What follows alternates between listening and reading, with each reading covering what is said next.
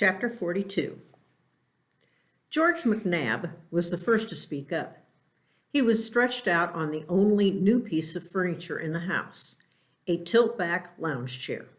Said McNabb, "What's he doing here?" The awkward silence that followed was mercifully broken by Piper, tugging on Maniac's arm. "Where's my birthday present? What'd you get me?" Maniac pulled the present from his pocket.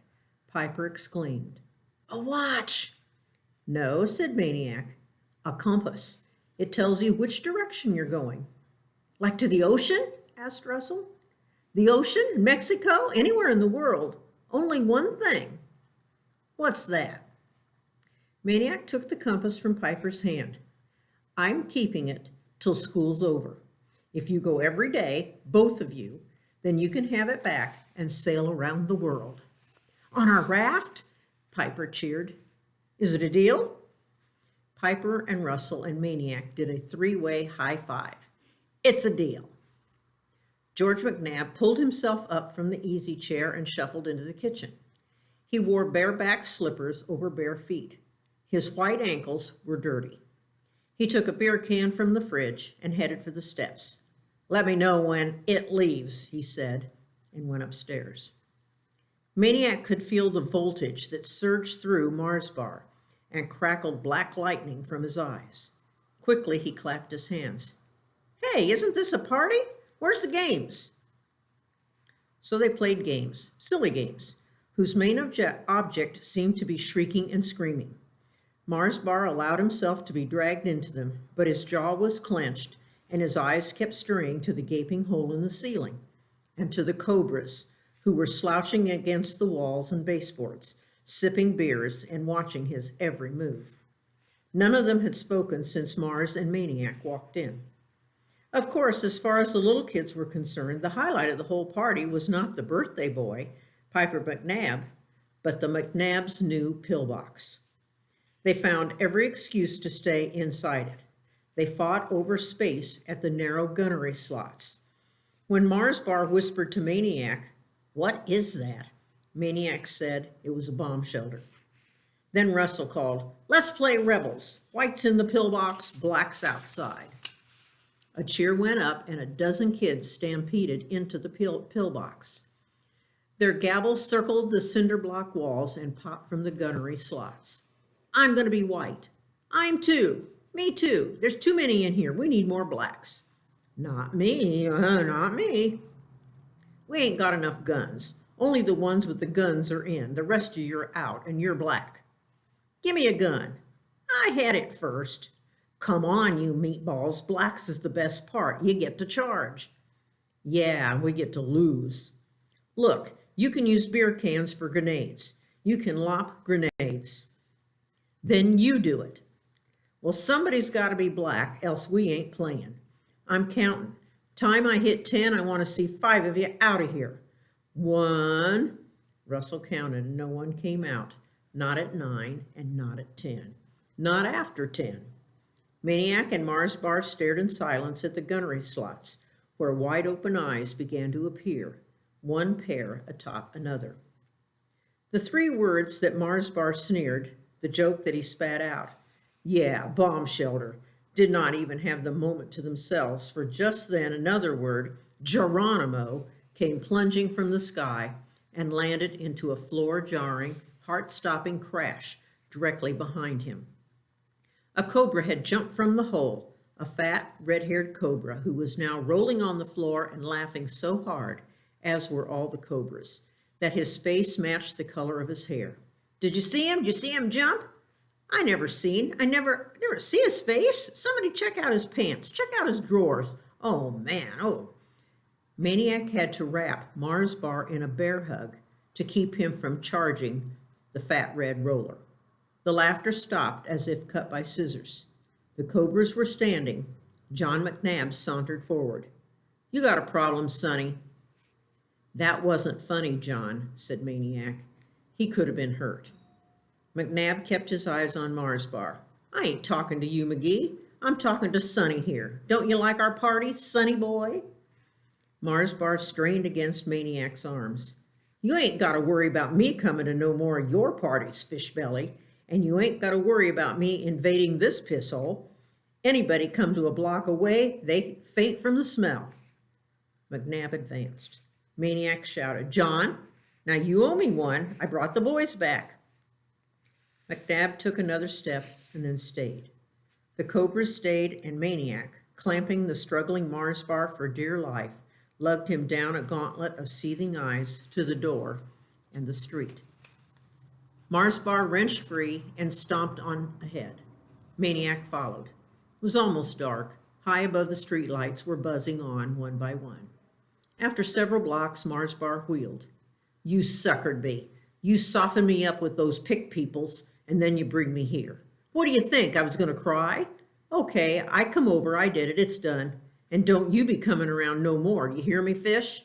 'Cause you ain't only seen me half bad yet." He turned and headed due east. Maniac walked another way. It was a good question. What had he thought? What had he expected? A miracle? Well, come to think of it, maybe one had happened. While he was looking for one miracle, maybe another one had snuck up on him. It happened as he was clamping and lugging Mars bar down the gauntlet of cobras trying to keep him alive. And what was Mars bar doing? Fighting him.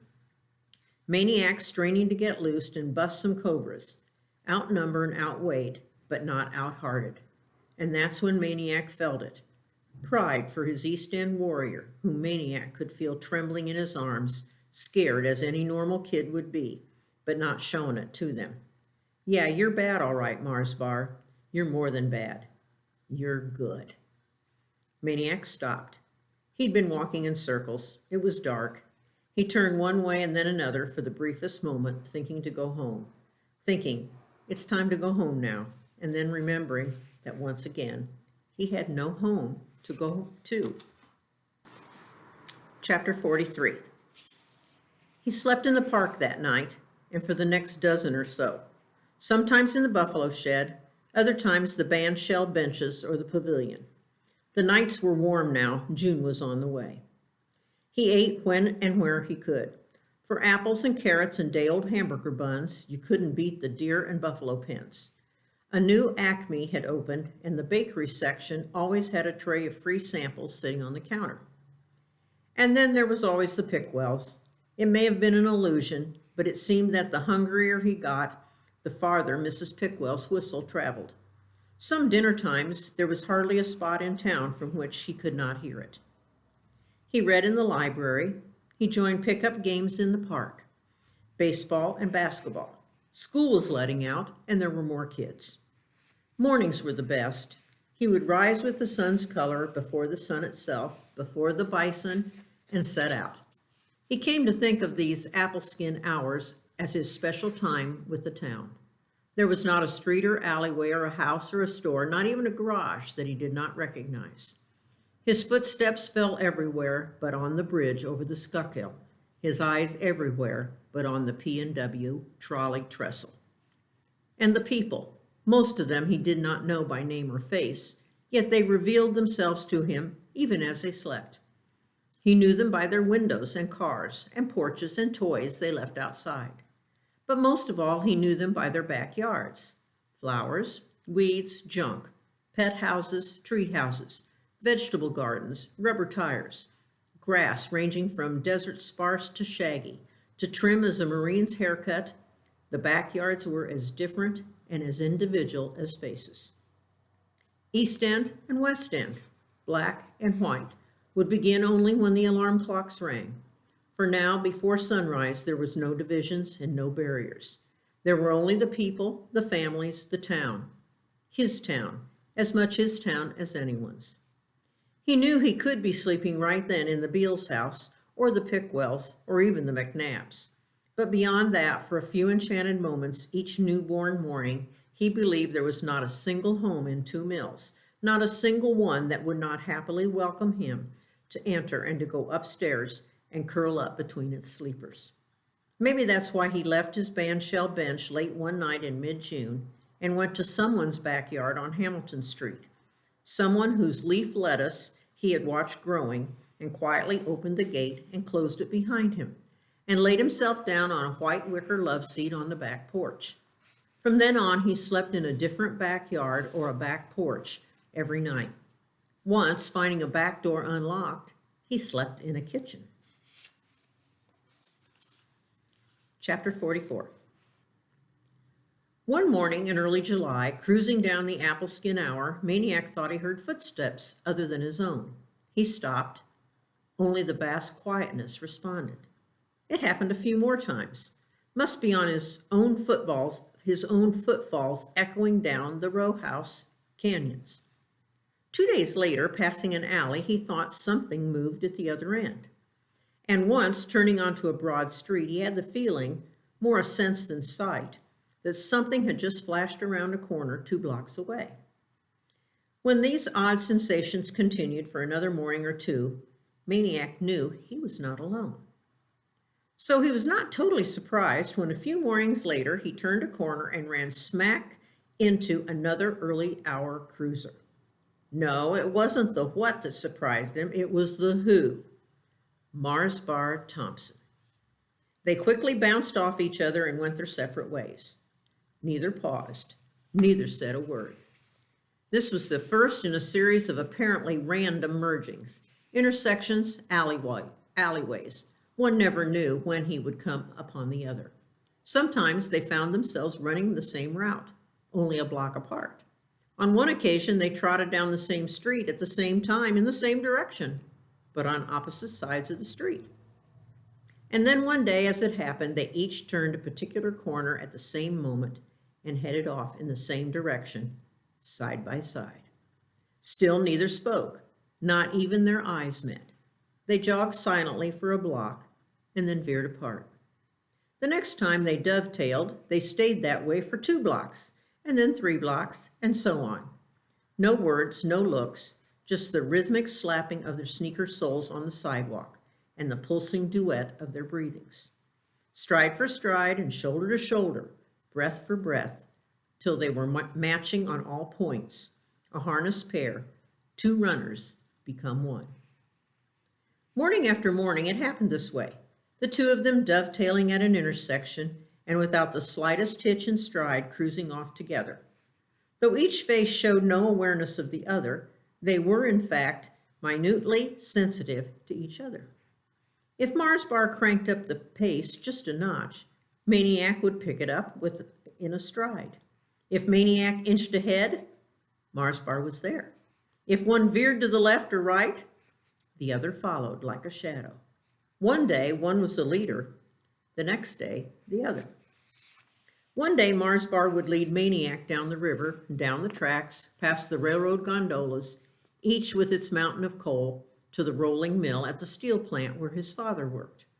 Another day, Maniac would head for the townships to the north and west, the farmlands of the county, where dew sparkled on spider webs and nature was doing such fresh and wonderful things that you could almost hear the long, neat congregations of corn clapping, "Amen, amen." When the working people began leaving their houses, the daybreak boys diverged. Mars Bar to the east end, Maniac to wherever. A week passed, a second week. Morning after morning, stride for stride and breath by breath. Never a word, never a glance. Each believing the other simply happened to be going where he was going. They were cruising Main Street one morning, passing the Grand Movie Theater, when Piper McNabb came screaming down the middle of the empty street. He was wild-eyed and crying and soaking wet. His feet were slathered in coal-black mud. He shrieked and babbled at them, but he made no sense, so they just followed as he raced frantically back up the street. As they ran, the belch-like toot of a whistle grew louder and louder. He led him to the corner of Main and Swede, to where the platform of the P&W trolley terminal hung high above the sidewalk. He burst into the terminal building and up the steps. In a moment, Maniac and Mars Bar were on the platform, gasping and following Piper's pointing finger down the tracks. What they saw pulled the fragments of Piper's babble together. The boys had been playing bombs away. Piper's part was to sail the raft down the river. Russell's part was to wait on the trolley trestle that spanned the river, and when Piper passed underneath, bomb away from a bucketful of rocks. Everything went as planned, unless you count Russell's failing to sink the raft and Piper's practically drowning trying to beach it, until Piper returned to the terminal to find Russell still out on the trestle. Apparently, without the target below to focus on, Russell suddenly discovered how high he was. One false step, and he could slip right between the ties to the river. And that's where Russell was now, out on the middle of the trestle, high over the water, frozen in terror. Not even a railing to cling to, responding neither to Piper's cries nor to the red and yellow P&W trolley, which also occupied the trestle, idling and tooting about 20 feet away. Piper pulled at Maniac. "Save him! Save him!" Mars Bar stared with growing astonishment at Maniac, whose wide, unblinking eyes were fixed on the trestle, yet somehow did not seem to register what was there. Nor did he seem to hear Piper pleading. With the drenched and mud-footed child clawing at him, he turned without a word, without a gesture, and he left the platform and went downstairs. Shortly he appeared on the sidewalk below. He crossed Main and continued walking slowly up Swede, Piper screaming after him from the end of the platform. Chapter 45. "McGee! McGee!" Maniac's first groggled thought was that it was the buffalo calling to him, and then he thought, "It's the superintendent. He's discovered me and he's come to kick me out." He propped himself up on his elbow, swatted a straw from his ear, and gave a better listen. "McGee! McGee!" Mars Bar. It was the second night following the morning at the trestle. Maniac had been asleep in the buffalo lean-to, and he stood. "McGee! Where are you?" "Here, over here." He headed toward the voice over the hoof-chopped earth. The moon was full, and he could see Mars Bar's dark form against the fence, and then he could see his eyes. "What are you doing here?" "I've been looking for you. I heard you hung out here." "Where'd you hear that?" "Amanda Beale. You really sleep here, man?" "What do you want?" "Where's the buffaloes? I can't see them." "They're sleeping, like every other person that's got sense. Now, what are you doing out here at this time of night?" "I snuck out. I'm not there when they wake up. They'll figure I'm out running like usual." "Ain't you afraid in there?" "No." Both fell silent. Cricket talk and fireflies held the night. "McGee?" "Yeah." "I got to ask you something." "Go ahead." Why didn't you go after the kid? Why did you go away?" Maniac didn't answer. "Listen, man, I know you wasn't scared. I know it. So I had to come ask you." Maniac's voice came faintly. "Is he okay?" "I asked you first." Maniac drew a long breath. "You want to come in?" Mars Bar laughed. "Are you kidding? There ain't no buffalo going to eat this dude." "They don't eat people. You come out here, man." Maniac climbed the fence. He started to walk. Mars Bar walked with him. Maniac told him the story of his parents' death. He told him about his problem with the trestle and how he'd learned to avoid it. And then all of a sudden, there I was on the platform, looking out at it, closer to it than I ever was before on the same level. I always saw it from below before. Now I was up there too, where they were, looking down, and it was more real than ever. The nightmare was worse than ever. I saw the trolley coming, and I saw it falling them. They walked in silence past the silo-shaped cage of the broken-winged golden eagle. Mars Bar swallowed hard. His voice was hoarse. "I knew you wasn't scared." Maniac sniffed. "I don't remember much. Next thing I knew, I was somewhere on Swede Street." "Somebody come down to the East End like you did, all by himself, Fishbelly, get all up in my face?" He rippled a stick along the deer pin fence. "I knew scared, wasn't it?" "So," said Maniac, "what happened?" Mars Bar laughed and wagged his head. "Happened? Man, I still don't believe it." He rippled the fence. "That little honky, he looks at me like a crybaby face and he says, 'Okay, can I go out and get his brother?' I look around and like, 'Is anybody else here?' I says to him, 'Who? You talking to me?' I'm just pulling his chain, only he don't know it. because I'm ticked a little, 'cause here he was hollering for you up the street, and there I am standing right alongside the damn stupid white potato. Understand what I'm saying? Maniac nodded, and out of the darkness came the strangest sound, a kind of amplified gulp. Mars Bar jumped. "What's that?" "Emu," said Maniac. "There."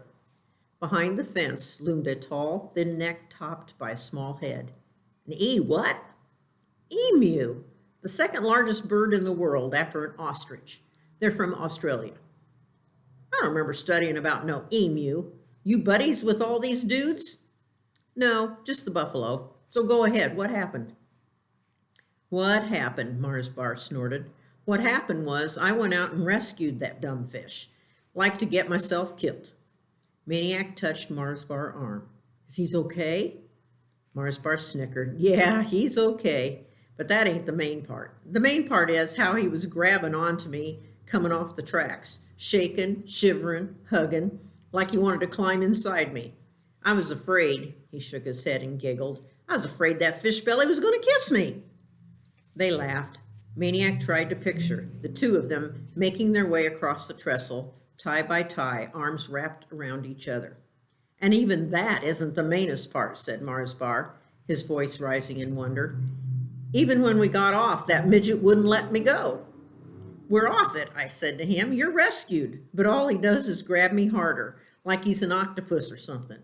Off the platform, down the steps, out to the street. He's still doing it. I couldn't pry him off nohow. "So," said Maniac, "what did you do?" "What'd I do? I took him home." Maniac stopped dead. "What?" Mars Bar shrugged. "I figured let my mom pry him off me. Of course, the other one had to come too, but I made him leave the muddy sneakers outside." He put his nose to the fence. "What's in there? I don't see nothing." "Well, that's Prairie Dog Town. They're underground." "So what then?" "So my mother took over. She pried the one off me, and soon as she does, he jumps right onto her like an octopus. I go to pull him off, and she gets all mad at me and says, 'Let him go, let him go.' She gets the wet one dried off, takes off his clothes, and puts my old stuff on him. Stuff she's been saving in case I get a little brother someday. But I won't, 'cause my mom can't have no babies no more. And I ain't even come to the craziest part yet." "What's that?" "They didn't want to go home. They stayed all day. My mother is babying them and feeding them. I tell her not to, and she swats me away. Sometimes my mom ain't got no sense. She makes me play games with them, Monopoly and stuff. Finally, my father drives them home. It's after dark. They're getting out of the car, and know what they said to me? I'm in the car, too." He wagged his head. "They asked me to come in and play that game of theirs. Rebels. They begged me. They said, 'Come on, please. If you play with us, we'll let you be white.' Do you believe that?" Maniac chuckled. "I believe it." They walked on. "McGee?" "Yeah?" "I had to ask you something. Now I got to tell you something." "What's that?" "You smell like a buffalo." Ears of 100 different shapes prickled at the long, loud laughter of the boys. "McGee?" Mars Bar said after a spell. "Yeah?" "My mother wants to ask you something, too." "Your mother?" "Yeah, like I told you about. Actually, she heard about you." "So?" "She wants to know, why don't you come to our house?" Maniac turned, stared directly at Mars Bar. Mars Bar looked away. He said nothing more. They walked on, silent among the crickets and fireflies. Having made a full circle of the zoo, they were back at the pen of the American bison. Maniac said, "I can't." "Why not?" said Mars Bar. "My house not good enough? My mother?" Maniac struggled for words. "I didn't say I didn't want to. It's just, I don't know. Things happen. I can't." "Look, man," Mars Bar snapped. "There ain't nobody saying to come live with us. All we're saying is, and all she's saying, is you want to come for a little, a little visit? You want to? Well, come on, you can, that's all. Don't go making a big deal of it, man. It ain't no big thing." Maniac shuddered. He turned his eyes to the sky beyond the flickering fireflies to the stars. If there were answers, they were as far away as the constellations. "I gotta go," he said. And before Mars Bar could react, he was over the fence and hurrying for the lean-to. Chapter 46. The teeth of the buffalo clamped firmly upon his ear and lifted his head up from the straw, up from sleep. Mars Bars was right. They do eat people. The buffalo did more than bring great pain to his ear. It spoke to him. Ain't you nice? Ain't you nice? But the voice of the buffalo was the voice of Amanda Beale, and its teeth were her fingers pulling and wrenching his poor ear till he was sitting upright. See that? She snapped and scrambled his brains with a smack to the head. He'd rather be, she pulled on his ear. There you go, making me say ain't. I have not said that word all year long, and now you're going making me so mad. She snatched a handful of straw and flung it at him. I'm sorry, he said. He wondered if he would have better luck sleeping in the emu pen. Can I ask a question? Make it quick, she growled. Except for making you say ain't, what is it I'm saying I'm sorry for? What? She screeched. She was standing above him, hands on her hips. He didn't need the light of day to feel the look on her face. You're sorry for a whole mess of things, boy. You're sorry because you didn't accept Snicker's invitation to his house. And you're sorry because he came throwing a ball up against my bedroom window and waking me up and telling me I had to get out of my bed and sneak out of my house in the middle of the night and come out here and do something about all of this. That is why you are sorry, boy.